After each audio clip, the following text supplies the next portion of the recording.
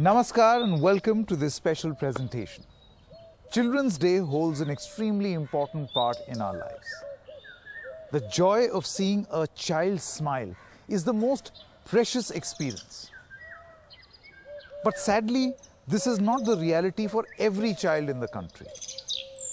In fact, there are many who are in the shackles of slavery and exploited sexually.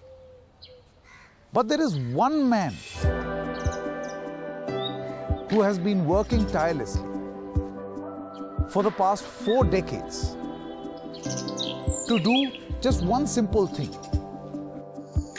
to bring a smile on every child's face. And his mission is justice for every child. It's my honor to introduce you to that man right here, Kailash Satyarthi ji. Thank you so much for your time. Welcome, Sanket ji. And this 40-year journey, ये अनुभव कैसा रहा है और आपको क्या लगता है कि अभी बहुत कुछ किया है और बहुत कुछ करना बाकी है? देखिए, जितनी भी सफलताएं, उपलब्धियां हमने हासिल की हैं, वो सब कॉमा की तरह हैं। फुल स्टॉप तो तब आएगा जब दुनिया का हर बच्चा पूरी तरीके से अपने बचपन को जी सकेगा, उछल कूद सकेगा, स्कूलों में होगा, लड़कियां लड़के सभी। तो हर तरह के अनुभव रहे हैं हमें। कई बार बहुत मुश्किलात हुए हैं, कई बार कुछ अच्छे लोग मिले हैं। तो जो ये कैंपेन का नाम है, जस्टिस फॉर एवरी चाइल्ड, मेरे ख्याल से जोर कैलाश जी एवरी शब्द पर है। हाँ, एवरी शब्द पर है और चाइल्ड शब्द पर भी है। और हम जानते थे कि ये हज़ारों साल पुरानी, सैकड़ों साल पुरानी बीमारी है, मानसिक बीमारी है, सामाजिक बीमारी है। ये जो गुलामी की परंपरा है, इसको ख़त्म करने के लिए वक्त तो लगेगा, बिल्कुल। लेकिन आप देखें कि हमारे 40 साल का वक्त इतने बड़े इतिहास में छोटा सा हिस्सा है, लेकिन 40 साल में जो कुछ दुनिया में हुआ है बच्चों को लेकर, वो शायद 4000 साल में नहीं हुआ। बिल्कुल। That is why the name of this campaign, justice for every child. Absolutely. सबके लिए बहुत ज़रूरी। बिल्कुल, every child matters. I always say that every child matters. आइए बैठते हैं, आइए।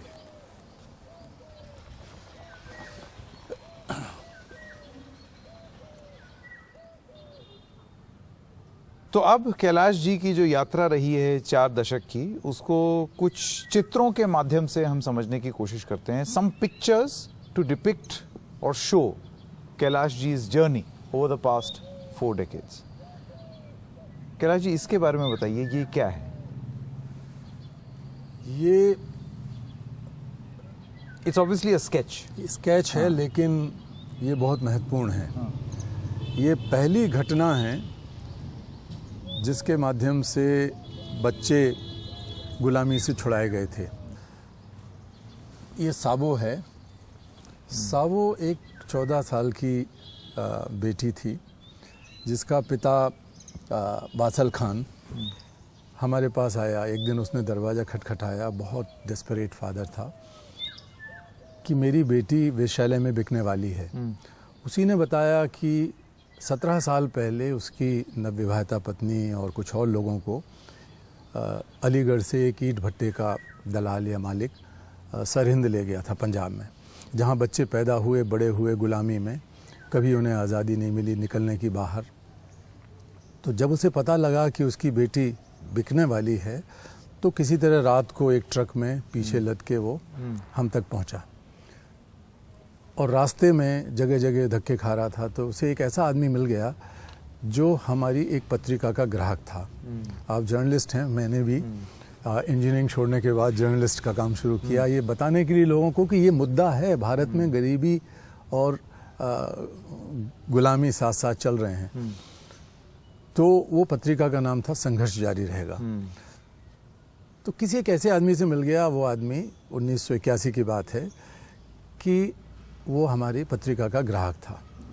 उसने कहा, मैं तो कुछ जानता नहीं हूँ, लेकिन ये पत्रिका चूंकि आप जैसे लोगों के मुद्दों के लिए ही है, तो शायद इसमें तुम्हारी कहानी छप जाएगी और कोई पढ़ ले, शायद कुछ सरकार कुछ कर दे। तो वो इस एक्सपेक्टेशन से धक्के खाता हुआ पंजाब में चंडीगढ़ से होता हुआ दिल्ली आया। अब इतना ज़्यादा वो डरा सहमा हुआ था उसने एक लुंगी सी पहन रखी थी और उसके साथ में एक वो पुरानी पत्रिका की कॉपी थी पते के लिए। और जब उसने ये कहानी बताई तो मैं लिखने लगा, लेकिन लिखते लिखते मेरे मन में आया कि अगर ये मेरी बेटी होती, मैं भी 25-26 साल का था, या मेरी बहन होती, तो मैं लिखा पढ़ी के चक्कर में नहीं पड़ता, मैं सीधा जाता कि मेरी बहन को मुक्त कराऊंगा। मैंने वासल को कहा कि मैं चलता हूँ। मैंने अपने 2-4 दोस्तों को किसी तरह तैयार किया। मेरी पत्नी से मैंने कहा कि शादी के कुछ गहने हम बेचते हैं, गिरवी रखते हैं ताकि सारी तैयारी हो सके। हमारे पास कुछ इतने संसाधन नहीं थे। जैसे तैसे हम यहाँ पहुँचे। ये ईंट का भट्टा है। अच्छा। और हम अपना एक ट्रक किराए का लेके पहुँचे। उसने बताया था कि बहुत सारे लोग वहाँ पर गुलाम बने हुए हैं। तो ये लड़की और बाकी बच्चे भाग के अपने बाप से मिलने आए। तभी एक पुलिस की जीप में कुछ लोग उतरे। पुलिस के लोग थे और साथ साथ मालिकों के लोग थे, और बहुत मार पिटाई की इसकी भी, और हमारे साथ भी पिटाई हुई। तो हमको वहाँ से अपने दोस्तों के साथ खाली हाथ भागना पड़ा। और दिल्ली आके खाली हाथ का मतलब खाली दिल से नहीं भागे हमने। दिल तो हमारा भरा हुआ था कि हम इनको आज़ाद करा के रहेंगे। तो 1981 में हमने पहला मामला हाई कोर्ट में हेबियस कॉर्पस की तरह किया। और वहाँ से न केवल हमारी ये प्यारी बहन साहब बल्कि 34 बच्चे, महिलाएं, पुरुष सब छूट के आए। बहुत बड़ी बात। That was the moment of truth for me. Correct. I could feel something different when these boys and girls were jumping near India Gate, वहाँ से लौटने के बाद।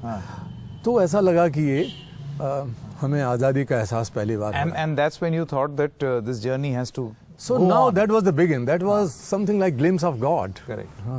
So this is one picture, one sketch. Let's talk about this one. How would you like to describe this? This was in 1985. This. Okay. So some parents came to me to rescue their children who were held in bonded labor, in slavery, in carpet industry near Mirzapur, Bhadohi. तो पता लगा कि this employer, the slave master, was a strong mafia in that area. So it was very difficult area. Somehow we reached there. और वो समझ नहीं पाया मालिक, उसका नाम बोधरविंद था, और काफ़ी उसके ऊपर मर्डर के केस चल रहे थे कि ये लोग कौन हिम्मत करके आ सकते हैं। तो थोड़ा डरा वो, और हम छुड़ा के ले आए। पुलिस वाले उसके साथ मिले हुए थे, दूर से उसको हाथ जोड़ रहे थे। तो हम समझ गए कि कितना पावरफुल आदमी है। तो जब हम 13 बच्चों को, ये सब बच्चे हैं ना छोटे छोटे, इनको लेके लौटे, तो उन्होंने एक प्लान बनाया कि हमको नदी में डुबो के मार देंगे, क्योंकि हमें गंगा पार से उनको रेस्क्यू कराना था। पुल टूटा हुआ था वहाँ का कोई दूर, तो हमें बहुत दूर से 3-4 घंटे में पहुँचते हम। तो हम जल्दी से पहुँच गए नाव से। तो जब नाव हमारी 2 नाव थी, एक में पुलिस वाले और कुछ लोग बैठे थे, इसमें हमारे बच्चों के साथ मैं बैठा था। तो जब वो डुबोने लगे अंदर, तो हमारी समझ में आया कि कुछ गंभीर मामला है। तो मैं जल्दी से कूदा और उस नाव के पास जाके मैंने कहा कि तुम हमारी नाव को डुबोना चाहते हो। उस मल्लाह को भी मैं तो वैसे बहुत ही अहिंसा में भरोसा करता हूँ, लेकिन उसका गला तो पकड़ ही लिया। कला कि तू अगर डुबोएगा तो मैं पहले तुझे डुबो दूंगा। भले ही मैं नहीं डुबोता, ऐसा नहीं करता। और काफ़ी मैं भीग चुका था, क्योंकि नीचे जाके मैंने रोकने की कोशिश की दूसरी नाव, ताकि डूबे तो दूसरी डूबे। समहाउ हम उनको लेके we were able to bring them to SDM in the middle of the night, sub-divisional magistrate, who was responsible for freeing them officially. Correct. So thank God that all these children were saved, and I was saved, my colleagues were saved. तो ये क्या है? तो वो 34 साल बाद 2019 में these 4 of them were looking for me for last 34 years. These people who were these rescued. people, these are the same people. The kids rescued. These are these are the kids rescued that time. Okay. So they were looking After for 34 years. they were looking for me. At least one of them who came to Delhi, and he was a rickshaw puller. So he learned somewhere that Bachpan Bachao Andolan, Kailash Satyarthi. So he was looking, and then he somehow found my place. And then he brought 3 of them, invited that this is the guy we were looking for last 34 years. अब ये सब लोग अच्छा कुछ काम कर रहे हैं, जॉब कर रहे हैं, सब कुछ कर रहे हैं, मेरी पत्नी और मैं। तो हम अभी 2019 की बात है। तो what else you want? Correct. अगर 34 साल बाद कोई आपको ढूंढता हो इस तरह आ जाए। I think it's great that we are discussing your journey with the help of pictures. ये एक perspective देता है. तो ये दो photos हो गई. But it takes me back to my memories. Correct. I am feeling that somebody is trying to down me inside the water. और मैं Even now. हाँ अभी now देखिए ना बैठे हम तो ऐसा लग रहा है कि अब जान गई कि तब गई और नाव हिचकोले खा रही है. Let's talk about this. What's the story behind this? This is sketch? very sad. I'm always emotional when I talk about these three young people. This is Shahid Martyr Dhoomdas. Shahid Dhoomdas. Shahid Dhoomdas was our activist. Three of them, all of them were our full-time activists. Shahid Adarsh Kishore And Shahid Kalu Kumar. Kumar. That was in 1984 when we were organizing a demonstration and demanding for the implementation of a Supreme Court judgment, which we have achieved from the Supreme Court for freeing those people and helping them. So suddenly, the stone quarry owners in Faridabad area came and they attacked the mob. And by that time, I could not reach to the venue because the time was about 12 o'clock and it happened around 10:30, 11. So when I reached, I found that so many people were crying, they were injured, and वो तो बड़ा havoc सा था वहाँ. It was very difficult to explain. And then I was told that Dhoomdas was lying somewhere in a pool of blood. He was hit by these people badly, and he was lying there. So I hold that man, thinking that Dhoomdas is still alive. But when I took him to hospital, he was declared brought dead. And I could feel that that weight. उसके वजन को मैं महसूस कर सकता हूँ अभी भी. हाँ, आप सोचिए कि मैं हमेशा ये सोचता रहा कि ये घटना मेरे साथ हो जाती. अगर मेरे साथी के साथ हो रही है तो शायद मेरे लिए ज़्यादा दुखदायी है. मेरे साथ होती तो एक बार में से हो लेता. तो अभी तक इसी तरह ये हमारे आदर्श किशोर हैं, इनको he was shot dead by the same mafia group in Faridabad stone quarry area. This is Kalu Kumar. He is the youngest martyr in the organization. He was freed from carpet industry and he lived in a very bad situation. And then he was very bright boy, very lovely, very adorable child.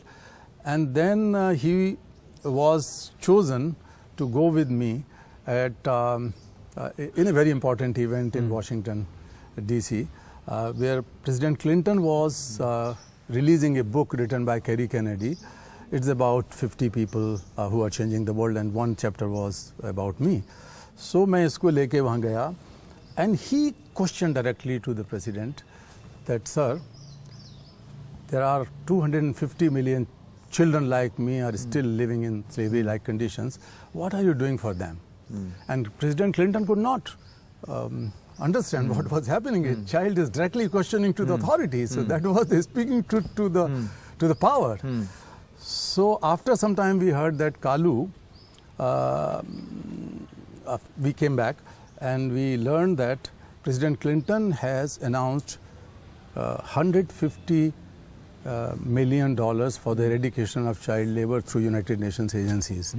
That was the very direct and powerful challenge of Kalu, but somehow he passed away in a snake bite when he was organizing marches and events in some area. इन कहानियों को बताते वक्त आपकी आंखें भर आती हैं. ये हमारे लोग हैं, हमारे बच्चे हैं, साथी हैं. आइए अगली तस्वीर के बारे में बात करते हैं.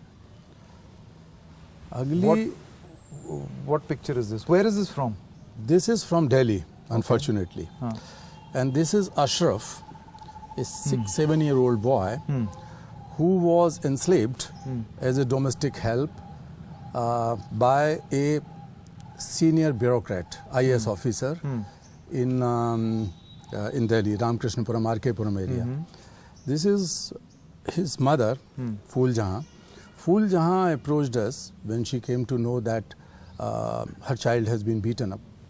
Some neighbor called her up and she came all the way.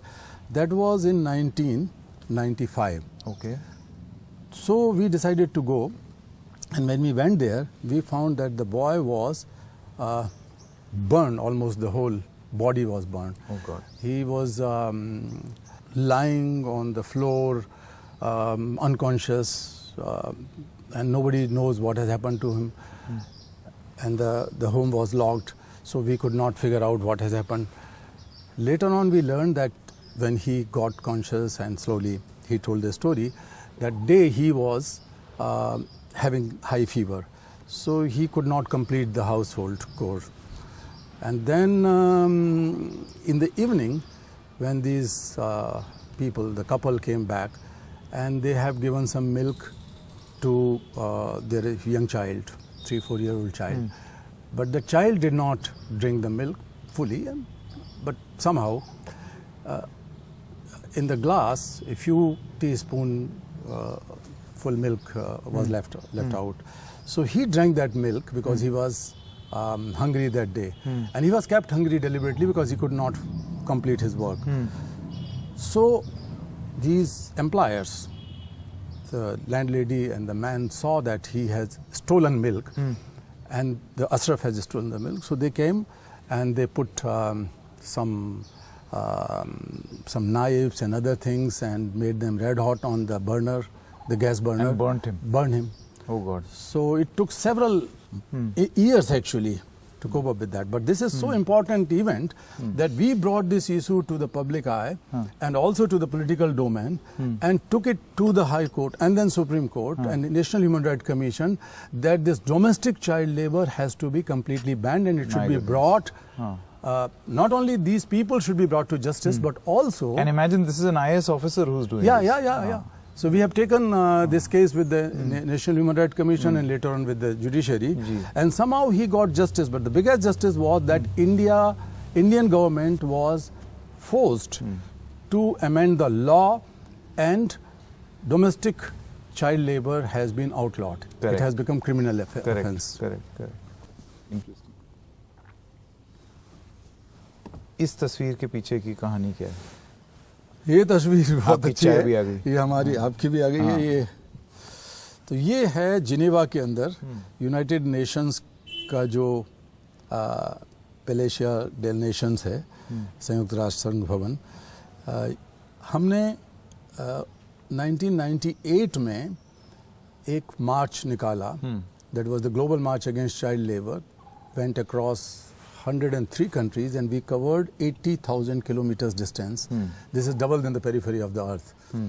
80,000 और वो चल के हम पहुंचे जिनेवा में ILO की जनरल असेंबली के दौरान with the demand that there should be an international law against the worst forms of child labor, slavery, trafficking, the use of children for pornographic purposes or petty crimes, etc. और वहाँ पहुंचकर हमको यहाँ उसके director general हैं ILO के, वो लेके अंदर गए. That is again historical event because the first time in the history of United Nations that the civil society organization as well as the children who were the survivors of slavery and trafficking, they were allowed to address the opening of their assembly. So that was a great moment. And some children who joined from different parts of the world. Altogether, 15 million people participated in it. And nobody could say no to those children when they said that we are not so poor that we cannot go to school or you cannot ensure our education. And I still feel that slogan or that slogans, no more tools in tiny hands, we want books, we want toys. No more child exploitation. Children want education. And that बच्चे खुद अपनी बात कह रहे थे. इतनी शक्तिशाली, इतनी मार्मिक वो बात थी कि दुनिया का कोई नेता जो यहाँ मौजूद हैं, अलग देशों के आप देख रहे हैं, उसकी हिम्मत नहीं हुई कि मना कर दे. और उसी समय ये पास हो गया एक प्रस्ताव कि हम ऐसा कानून लाएंगे. और अगली साल 1999 में ऐसा कानून आ गया. So, I think kids, if allowed to, or children, if allowed to express themselves, can tell their story in a way, powerful way than anyone else. और ये इस तस्वीर के बारे में अगर आप, ये तस्वीर भी सारी मार्चेस की हैं. For example, this is शिक्षा यात्रा. शिक्षा यात्रा भी एक पागलपन का विचार था हाँ। कि हम पूरे देश में ये अलग जगहें कि भारत के संविधान में संशोधन करके शिक्षा को मौलिक अधिकार बनाया जाए। हाँ। अब लोगों ने कहा यार आप पागल आदमी हो, सरकार के आदमी नहीं हो, विपक्ष में नहीं हो, राजनीति में नहीं हो, लेकिन हमने कहा हमें लोगों पर भरोसा है। अगर देश के लाखों बच्चे और लोग इसमें शामिल होंगे तो हम शिक्षा को मौलिक अधिकार का दर्जा दे पाएंगे। सो ये 2001 की यात्रा है जो पूरे देश से गुजरी, कन्याकुमारी से लेके कश्मीर तक और फिर दिल्ली तक, और उसमें 160 के लगभग सांसदों ने भाग लिया अलग अलग जगह से। अच्छा। और इस यात्रा का परिणाम ये हुआ कि बाल दास्ता विरोधी यात्रा उससे पहले की भारत यात्रा। हाँ, भारत यात्रा हुई थी जब पहली बार चाइल्ड लेबर का मुद्दा जनता के बीच में लाया गया। ये साउथ एशियन मार्च लाया ट्रैफिकिंग। गया। हाँ, तो ट्रैफिकिंग के मुद्दे में चूंकि नेपाल भारत के बीच में, बांग्लादेश भारत के बीच में बहुत ह्यूमन ट्रैफिकिंग होती थी, तो हम सार्क का जब अधिवेशन था उससे पहले ही यात्रा निकाली और पहली बार सार्क के डॉक्यूमेंट में ये मामला आया कि हमें इस पर करना है काम। बहुत बड़ी बात, बहुत बड़ी बात। तो यात्राओं का हमारा बहुत अच्छा इतिहास रहा है और उसके अच्छे परिणाम निकले। Okay, what's the story behind this? ये तो हमारा जिंदगी का हिस्सा है। हम जानते हैं कि आज़ादी कोई प्लेट में रख के नहीं परोसता, इसके लिए संघर्ष करना होता है। और हमारी लड़ाई भी आज़ादी की लड़ाई है, न्याय की लड़ाई है। कोई आपको न्याय तो ऐसे दे देगा नहीं कि लड्डू की तरह पकड़ा दिया। तो न्याय के लिए लड़ना है आपको। So that is the whole idea behind the justice for every child. तो जब हमको किसी ने बताया कि कुछ बच्चियां नेपाल की यहाँ पर फंसी हुई हैं सर्कसों में, ये सब बहुत प्यारी बच्चियां, तो इनके माँ बाप को पता लगा कि उनके साथ यौन शोषण हो रहा है, अत्याचार हो रहा है, तो हम उनको छुड़ाने के लिए गोंडा में गए। ये बात है 2004 की। तो 2004 में जब हम वहाँ पहुँचे तो हमारे ऊपर हमला हो गया। आप सोचिए कि आपकी तरह के किसी पत्रकार की वजह से या ये कैमरामैन है उनकी वजह से मैं बच पाया, क्योंकि मालिक ने आके, वो बहुत ही बड़ा माफिया टाइप आदमी था, वो उसने मेरे कंधे पर, मेरे सिर पर बंदूक रख दी पीछे से और मारने के लिए उसने ट्रिगर दबाने वाला था कि वो थानेदार जो उसके साथ मिली भगत थी थानेदार की, उसने कहा लुक एट द बैक, पीछे देखो, ये पीछे देखो। पीछे देखा तो वहाँ तो कैमरा चल रहा था और एक पत्रकार आपकी तरह खड़े थे। तो वो थोड़ा सा डर गए कि कैलाशी पे बंदूक चलेगी, तो इधर उधर कैमरे को करने लगे। लेकिन इसने हमसे ध्यान हटा के पीछे कैमरेमैन को पकड़ लिया और उसको मारने के लिए लपका, वो कैमरा उसका स्मैश करके फेंक दिया उसने। इसी बीच में हमको मौका मिल गया, हमारे साथियों को, फिर भीड़ में हम शामिल हो गए और निकलने लगे। तो फिर भी उसने आदेश दिया अपने लोगों को कि मार डालो इनको। तो मैं, मेरा बेटा भुवन जो वकील है, और दूसरा मेरा एक बेटा ही है गोविंद खनाल जो हमारा छुड़ाया हुआ बच्चा था, वो सब घायल हुए बुरी तरह, माँ बाप घायल हुए।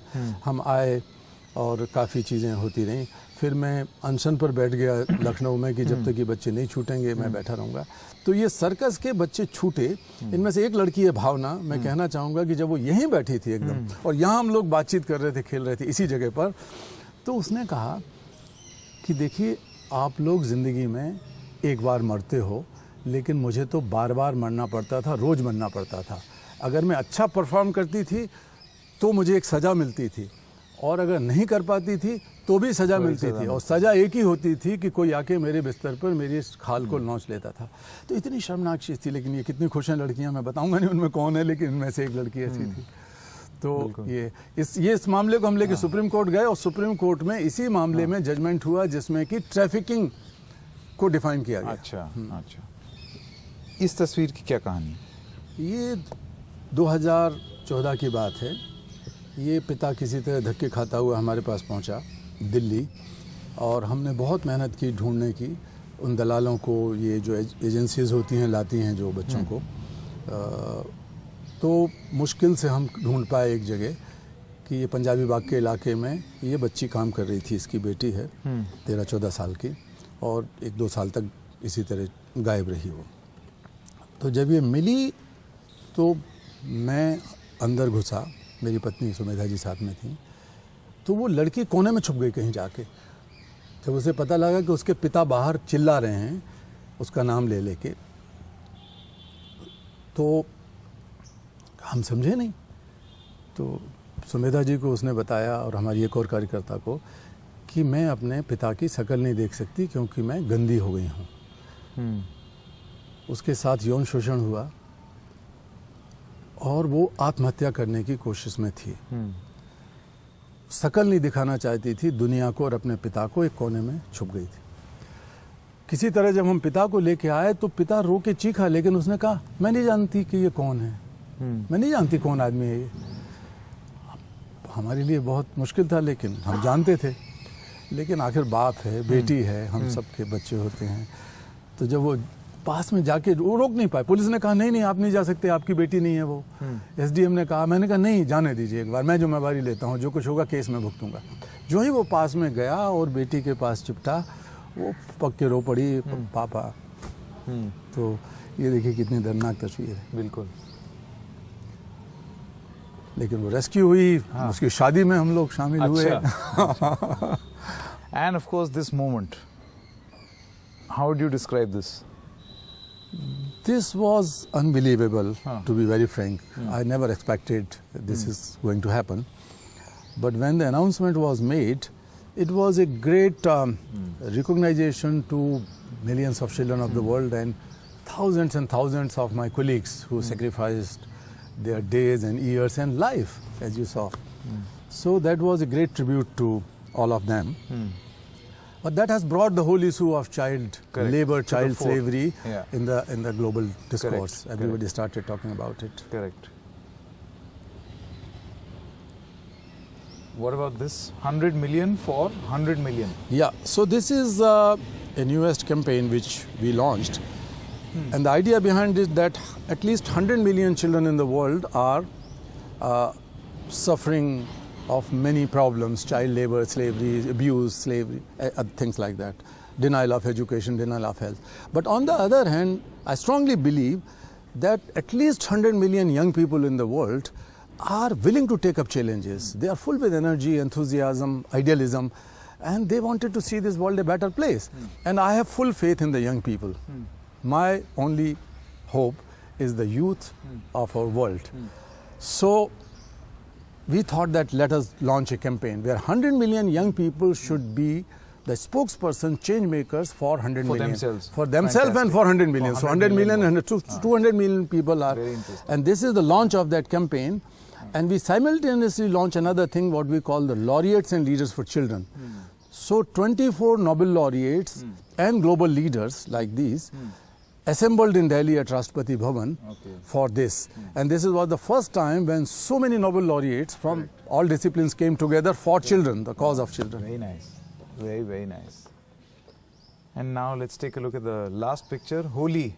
What a lovely photo. What's special about this? So Holi is very special for us because of course we all know that it's a festival of colors, and we are trying to bring the colors back into their joy lives. in the lives of these children. So we celebrate Holi in Bal Ashram, the rehabilitation center for freed bonded children, the long-term rehabilitation center. So we enjoy with colors, we dance, we don't eat bhang or things like that, but we still are full with this kind of नशे में भरे हुए हैं सब लोग. High on joy. High on joy. सबको बहुत उसमें मजा आता है. तो होली हम हर साल मनाते हैं, and there is always a reason to celebrate.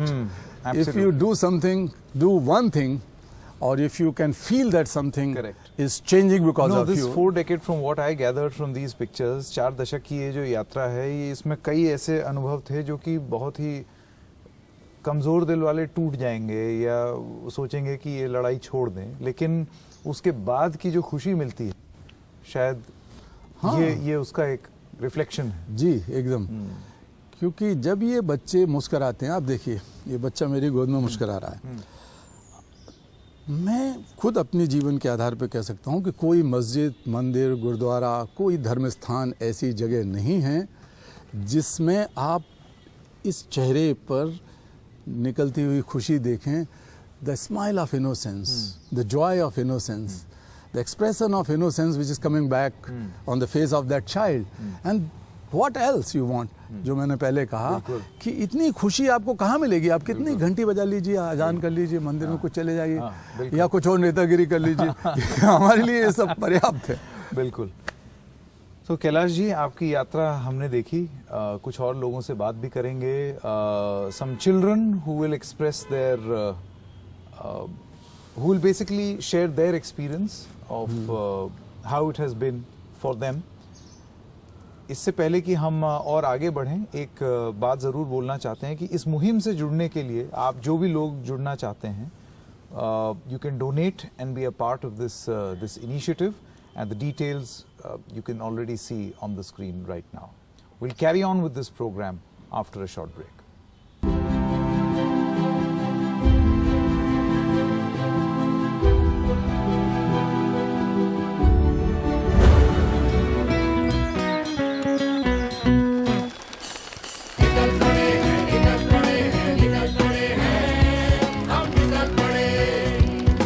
निकल पड़े